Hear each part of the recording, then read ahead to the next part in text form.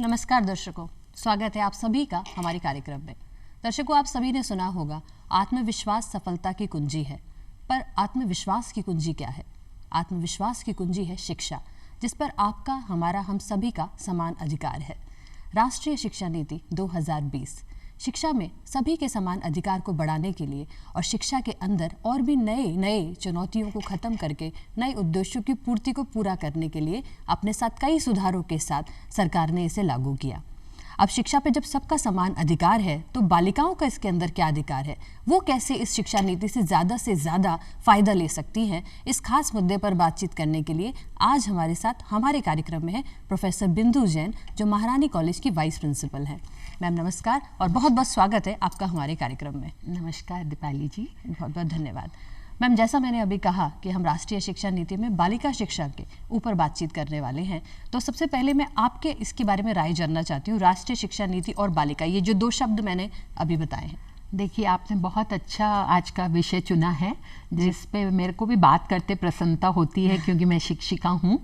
तो बालिका और नई नेशनल एजुकेशन पॉलिसी दोनों बिल्कुल एक दूसरे के लिए बनी हुई हैं, जैसे तैयार की गई हैं, क्योंकि नेशनल एजुकेशन पॉलिसी 2020 जिसका मेन लक्ष्य है 2030 तक समावेशी समान गुणवत्ता वाली शिक्षा उपलब्ध कराना, उसके साथ साथ जीवन पर्यंत चलने वाली शिक्षा के अवसरों को तैयार करना उसका मेन मकसद है। और ये जो मकसद है कि यानी कि जीवन पर्यंत जो शिक्षा चले वो लड़कियों के लिए खासकर उपयोगी हो सकती है, क्योंकि हम सब जानते हैं कुछ परिस्थितिवश हमारी लड़कियां कई बार शादी के कारण, घर परिवार की आर्थिक दशा के कारण शिक्षा को बीच में छोड़ देती हैं। पर जीवन पर्यंत चलने वाली इस शिक्षा नीति के कारण उनको बहुत सारे ऐसे रास्ते मिल रहे हैं, ऐसी अपॉर्चुनिटी मिलेंगी जिसके द्वारा वो जब चाहे शिक्षा में वापस से एंटर कर सकती हैं और वापस से अपनी शिक्षा को सुचारू रूप से चालू कर सकती हैं।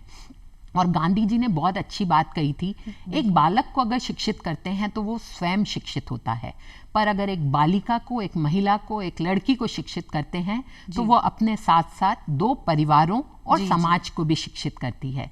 तो बालिका शिक्षा की इम्पोर्टेंस आपको इसी बात से समझ आती है। और बालिका शिक्षा एक तरह से मैं बोलूं, व्यक्तियों, जो महिलाएं हैं, उनके आत्मसम्मान, आत्मनिर्भरता के लिए बहुत जरूरी है।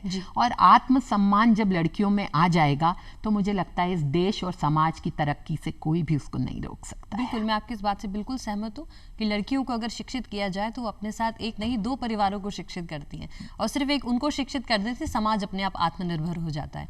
अब हमने बात करी कि बालिका शिक्षा क्यों महत्वपूर्ण है। अब हम आगे की तरफ चलते हुए बात करते हैं कि राष्ट्रीय शिक्षा नीति किस तरह से बालिका शिक्षा को प्रोत्साहित कर रही है, और चरण दर चरण हम आपसे बात करते जाएंगे कि क्या क्या ऐसे नए प्रावधान आए हैं जिनसे बालिका शिक्षा जो और मुखरित होगी या और लोगों तक की पहुंच सकेगी।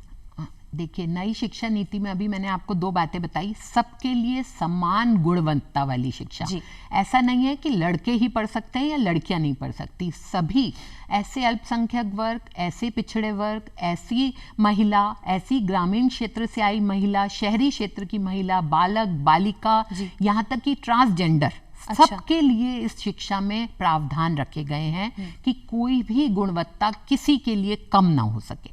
इसके अलावा जैसे आप जानते हैं कि हमारे यहाँ नींव की बात की जाती है, नींव पे भवन बहुत अच्छा बनता है। तो इस शिक्षा नीति में नींव से सिखाने की बात की गई है, जो 3 वर्ष से शुरू हो जाएगी। और हमारे यहाँ माना जाता है 3 से 8 वर्ष का पीरियड ऐसा होता है जिसमें हर मतलब कच्ची मिट्टी होती है, जैसे घड़े को आप ढालेंगे वैसी शेप वो ले लेगा। तो इस शिक्षा नीति में समान शिक्षा, समान गुणवत्ता वाली शिक्षा, नींव से उसकी शिक्षा की शुरुआत, इसके अलावा अक्षर ज्ञान, उसके अलावा संख्याओं का ज्ञान के साथ साथ ना केवल विज्ञान और साहित्य की बात की गई है, इसमें फिटनेस की, योगा की, साहित्य की, संस्कृति की, नैतिक मूल्यों की, हर विषयों का समावेश किया, सभी विषयों का समावेश। और समावेश भी ऐसा नहीं कि एक के बाद एक सीखना पड़े, एक साथ सभी विषयों को साथ लेकर चलने वाली ये शिक्षा बनाई गई है, जिसके आधार पर कोई भी लड़की, कोई भी विद्यार्थी, अब मैं यहाँ पे लड़की की बात नहीं करके विद्यार्थी शब्द आपको यूज कर रही हूँ, बालिका हो या बालक, वो अपनी शिक्षा को कंटिन्यू कर सकता है चालू रख सकता है, सीख सकता है। हर व्यक्ति अपने अंदर की पोटेंशियल को जानकर उसके आधार पर अपनी शिक्षा को ग्रहण कर सकता है। जी बिल्कुल, आप सही कह रही हैं। आपकी सारी बातों से मैं सहमत हूँ कि ये सभी का इसमें समान हक है और सभी के लिए फ़ायदेमंद होगी। अब अगर मैं बात करूँ, इसमें सरकार का एक पॉइंट है कि जो कक्षा 6 से ही प्रोफेशनल शिक्षा को यहाँ बढ़ावा दिया जा रहा है राष्ट्रीय शिक्षा नीति 2020 के अंदर। क्या आपको लगता है कि यह जो बदलाव है ये किसी भी तरीके से बालिका शिक्षा को और प्रोत्साहित करेगा या उनको भविष्य में कहीं कोई खास कदम उनका मजबूत होगा इससे? देखिए, आपने बात की स्किल एजुकेशन की या आपने कहा कि उसकी प्रोफेशनल कोर्स की, और 6ठी क्लास से हम ये मानते हैं कि हर व्यक्ति दूसरे व्यक्ति से भिन्न है। अपनी अपनी कुछ कौशल उसके अंदर है, कुछ ना कुछ इनर क्वालिटी उसके पास है। तो इस शिक्षा नीति में 6ठी क्लास से उसको पहचानने की कोशिश की जाएगी। और एक कहावत है, हुनर है तो कदर है। तो हुनर उस व्यक्ति का, उस बालिका का हुनर उस 6ठी क्लास से पहचान कर उसको उसी फील्ड में आगे बढ़ने की उसको सहायता की जाएगी। मैं ये नहीं कहती कि जो बालिका है वो नौकरी कर पाएगी उस फील्ड में। मैं ये कहती हूँ अपना व्यवसाय लगा सकती है, अपना उद्योग धंधा शुरू कर सकती है, कुटीर उद्योग कर सकती है, घर बैठे कई लोगों को और बिजनेस दे सकती है, कामकाज करवा सकती है। तो स्किल डेवलपमेंट 6ठी कक्षा से शुरू करने का मतलब ये है कि उसकी जो क्षमता है उसको पहचान कर उसका विकास करना है, ताकि भविष्य में वो अपने हुनर की कदर करवा सके और अपने आप को इस तरीके से स्वावलंबी बना सके कि वो कहीं भी समाज में अपने लिए, अपने परिवार के लिए खड़ी हो सके और काम कर सके।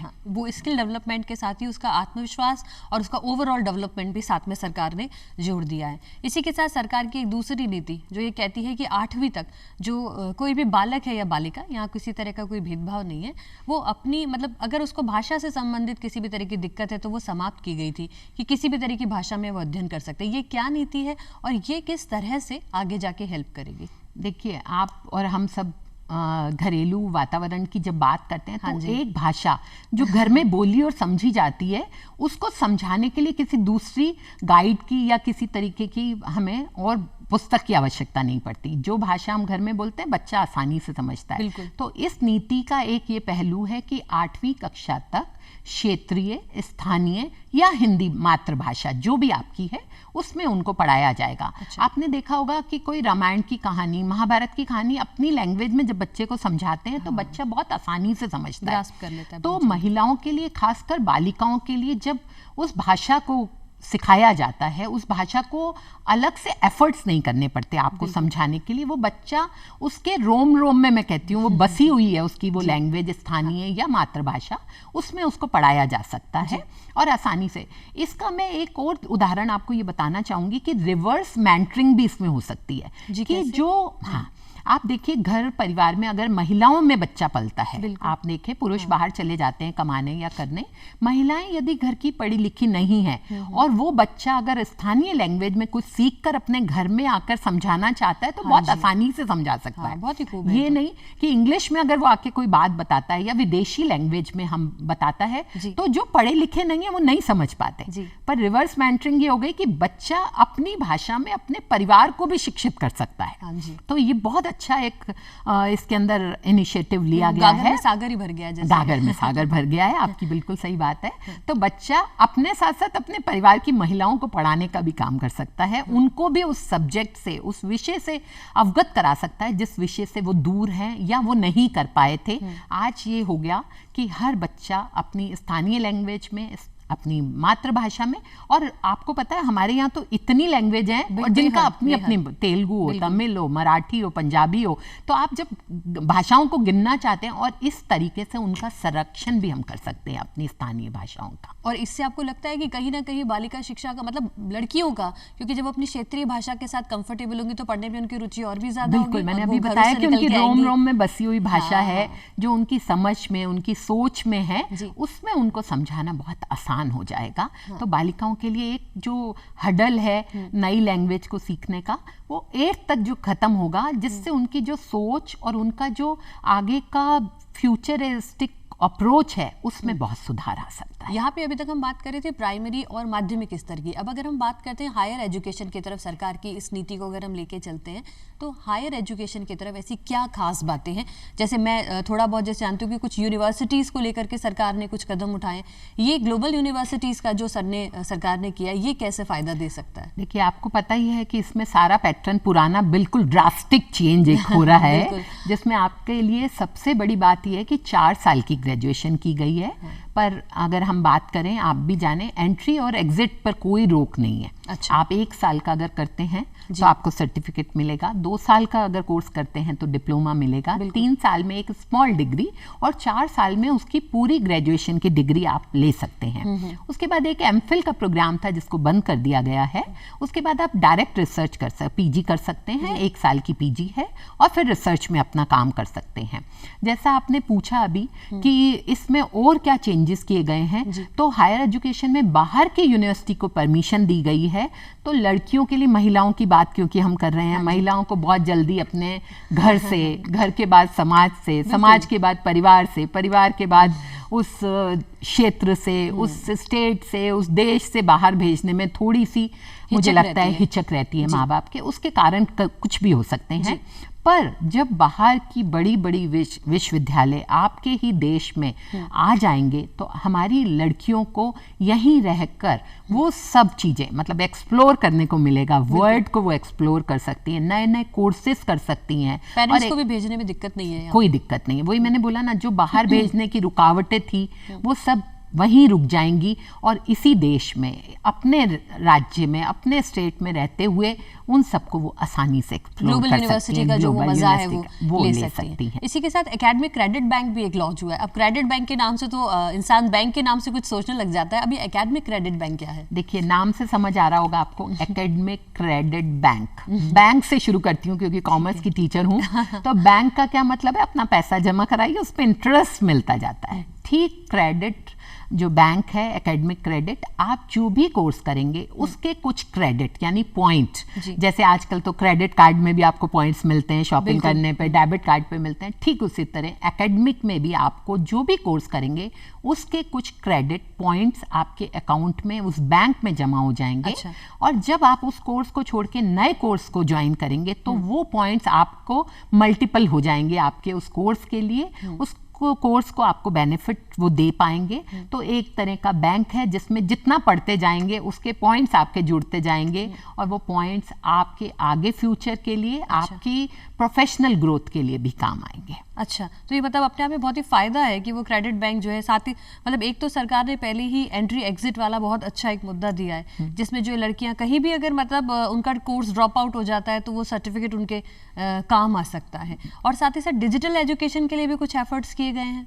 हम सब जानते हैं कि अभी जो 1.5 साल से हम कोविड महामारी से जूझ रहे हैं, कोविड महामारी ने हमें बहुत सारी चीज़ें नई सिखाई हैं जिसमें एक डिजिटल एजुकेशन भी है, जिसमें आपने देखा होगा घर बैठे ऑनलाइन हम बच्चों को पढ़ा रहे हैं, कोर्स करा रहे हैं, एग्ज़ाम ले रहे हैं। तो डिजिटल मार्केटिंग और जो वर्क फ्रॉम होम का कल्चर जो आ गया है, तो वो ये एजुकेशन पॉलिसी डिजिटल एजुकेशन पे ज़्यादा फोकस कर रही है। क्योंकि वैसे मैं नहीं मानती कि एक शिक्षक और स्टूडेंट जो आमने सामने पढ़ सकते हैं वो डिजिटल में पढ़ पाएंगे, पर फिर भी एक ऑप्शन हो सकता है। अगर किसी तरीके की महामारी या समस्या हमें जूझ रहे हैं उस समय में इससे बेहतर कुछ नहीं हो सकता। और महिलाओं के लिए मैं मानती हूँ ये फिर एक बहुत फायदे का सौदा है कि घर बैठे अपने परिवार को इग्नोर किए बगैर, अपने परिवार के कार्यों से हटे बगैर आप घर बैठे अपने कंप्यूटर पे, लैपटॉप पे, अपने मोबाइल पे बैठ के एजुकेशन ले सकते हैं। उन कोर्सेज को पूरा कर सकते हैं जिनकी चाह बचपन से कहीं आपने दबा के रखी हुई थी, छुपा के रखी हुई थी। तो जो भी आपकी इच्छा है, आपका सोच है, उसको आप एक अमली जामा पहना सकते हैं घर बैठे बैठे, बिना कम्यूट किए कहीं जाए, बिना उसके।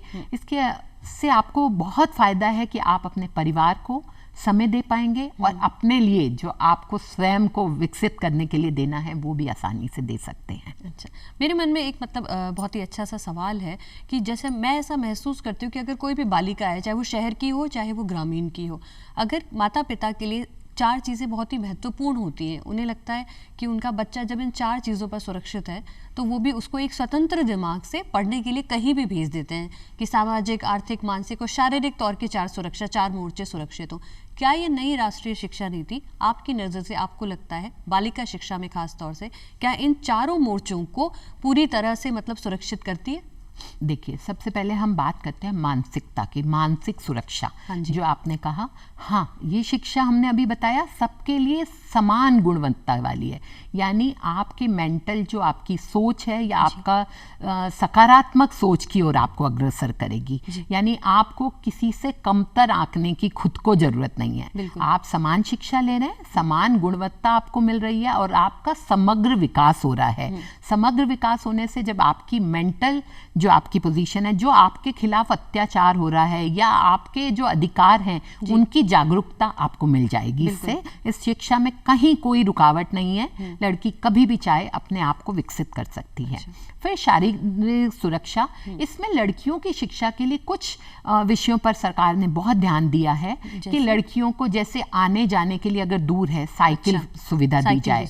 आर्थिक दृष्टि से जो कमजोर फैमिली है उनके पेरेंट्स को एक फंड डिसाइड किया गया, रिजर्व बनाया गया, जिससे उनको फंडेड किया जाए, यानी कि उनकी फीस माफ की जाए, उनको स्कॉलरशिप दी जाए। और इसके साथ साथ आपने देखा होगा कुछ लड़कियों की, मैं ये नहीं कहूँगी उनकी कमी है, उनका स्ट्रक्चर ऐसा है या उनको कुछ नीड एक्स्ट्रा है, जैसे टॉयलेट की, जैसे सैनिटरी नैपकिन की, तो इसमें स्कूलों को इतना उन्नत या कॉलेजेस को इतना उन्नत किया जाएगा, उनके लिए अलग बजट दिया जाएगा, ताकि लड़कियों को वो जो शारीरिक समस्याओं के लिए अगर उनकी जो दैनिक जो आवश्यकताएं हैं उनकी पूर्ति भी वहां हो जाएगी।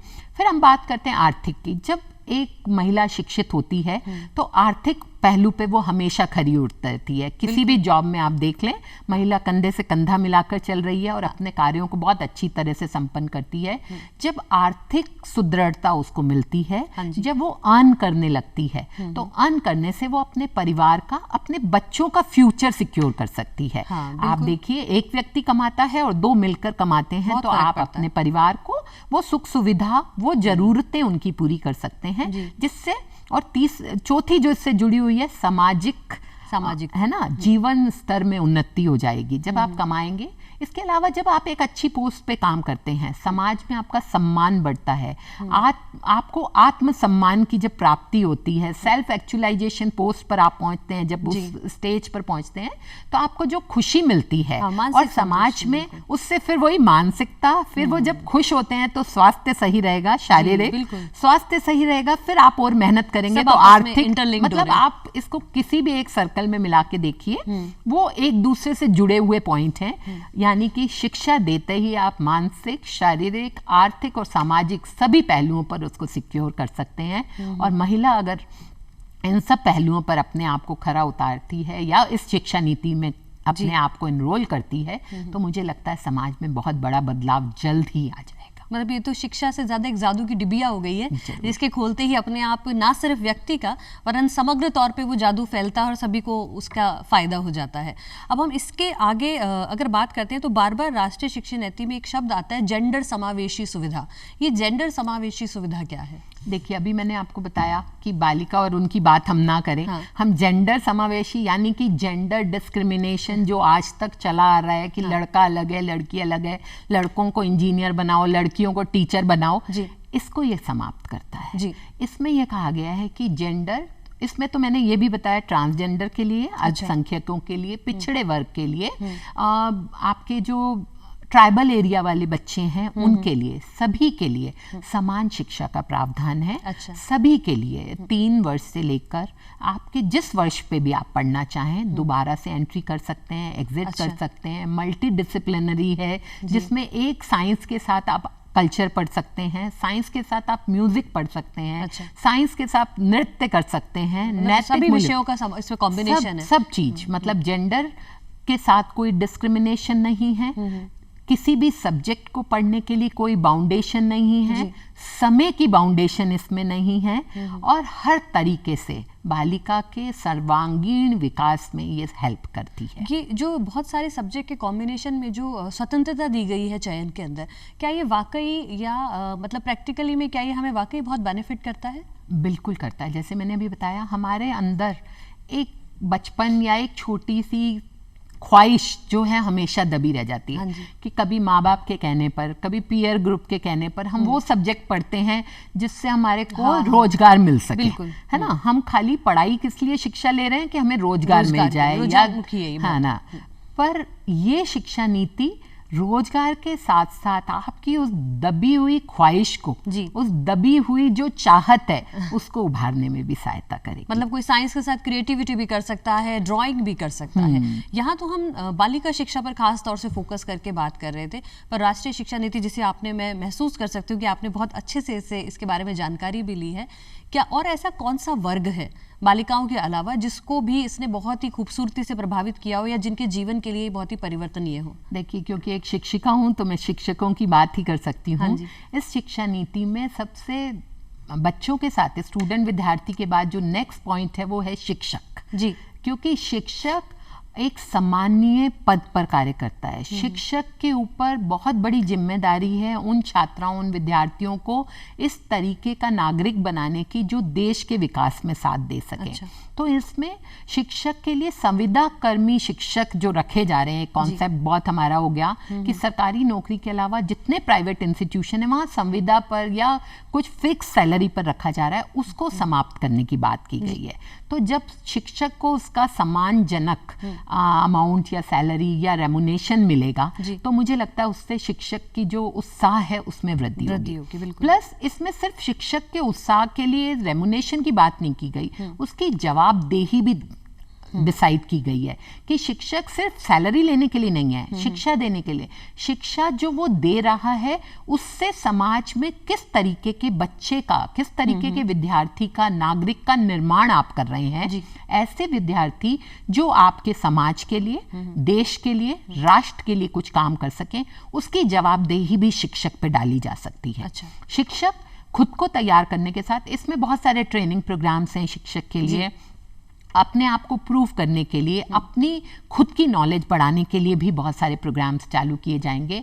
इसके अलावा जो नियंत्रण संस्थाएं बहुत सारी हैं, हमारी UGC है, AICT है, इन सबको भी मर्ज कर एक संस्था बनाने की बात की गई है ताकि शिक्षक भी अलग अलग जगह पर अपनी अलग अलग क्वालिफिकेशन के लिए जंग ना लड़े। वो जो क्वालिफिकेशन है उसको प्राप्त करके अपने कार्यों को सुचारू रूप से कर सके और एक शिक्षक और स्टूडेंट का जो संबंध है उसको मधुर बना सके। मतलब ना सिर्फ विद्यार्थी, साथ ही साथ शिक्षक भी इससे पूरी तरह से लाभान्वित हुए हैं। आज आप हमारे कार्यक्रम में आए, इतनी जानकारी हमको दी, उसके लिए आपका बहुत बहुत धन्यवाद मैम। इसी के साथ दर्शकों मैं आपसे कहना चाहती हूँ कि राष्ट्रीय शिक्षा नीति आपके लिए बहुत सारे सुनहरे मार्ग लेकर के आई है। तो अब किस बात की देर है, अब अपने घर से निकलिए, थोड़ा कदम आगे बढ़ाइए और सरकार के साथ कदम से कदम मिलाकर अपने सुनहरे भविष्य की तरफ आगे बढ़िए। इसी के साथ आज हम हमारे कार्यक्रम से विदा लेते हैं। धन्यवाद।